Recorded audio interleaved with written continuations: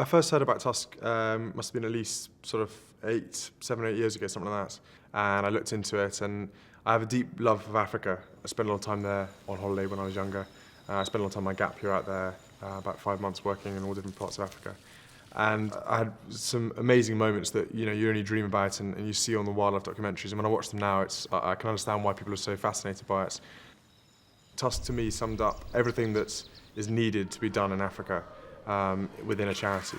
It's run extremely efficiently, and their goals are what I think is seriously important with the community development side, the sustainable tourism. I care massively about the environment, and I'm sure it's a huge thing that my generation really care about. And I don't know, I saw it and I thought to myself, well, this is something that maybe if I got on board I could help with in whatever way I could. If you think we as a developed nation who have the facilities we have, we're lucky enough to live, with a constant lighting, heating, roofs over our heads, no insects crawling around all over the place and everything. We have it very easy compared to so many people in Africa. You then add on top the environmental conditions that will come with climate change, and it's a recipe for disaster. Obviously, without education, then the future generations, or my generation now and ones below, are never going to know the right path to tread. But Tusk is not just a one-dimensional charity. It's able to amalgamate and to be flexible. It's taking injured servicemen on the marathons, Falcon Marathon in Lewa.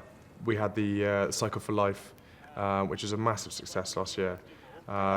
Two of the guys that went on it from Centrepoint, my other charities, who are homeless, have since come back, and one has completely turned over a new leaf. Yeah, my brother's up for it. I think he's probably quite jealous that I'm a patron of Tusk and he's not.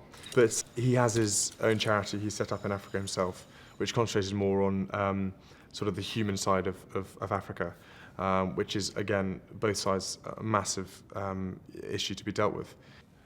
So this is a big project we've got underway for next year, which is to construct a new environmental education centre in Botswana, just outside Francistown. It's called Tachila. We've got a main central area with sort of teaching blocks and classrooms and dormitories, because the students will come here from local schools around Botswana, will come and spend 2 or 3 days doing an environmental course. And how many does this place sleep? It's about 50. And then this sort of links in very nicely with the PACE project, which I know you know about, the environmental education which we developed. And this has now been distributed to schools right across the continent.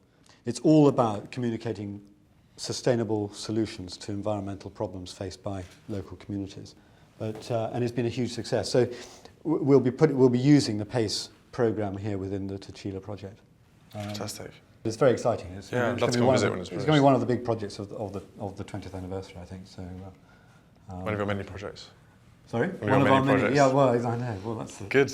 It's good. It's great. And the other thing I thought you might be interested in seeing is it's a pretty crude graph here, but it just shows the charity's performance over 20 years, and the yellow line is the investment into the field. I mean, interesting enough, when you came on as patron, we've seen a steep climb in our revenue, which is fantastic. That's when you started talking more, Charlie. That's when it happened. That's fantastic, though. So there's no end to how much it can grow, then, is there? The current climate we're in, I think many people have actually risen to the challenge of providing for charities. It seems there was a lot of disappointment and doom and gloom about whether enough money would be around to keep lots of charities going. And I think everyone's surprised themselves. I think there's a great number of people out there who need to know about Tusk, who don't yet know about it. And as Sir David Attenborough said the other day to me when he was talking at the Natural History, he talked about how we were losing touch with nature.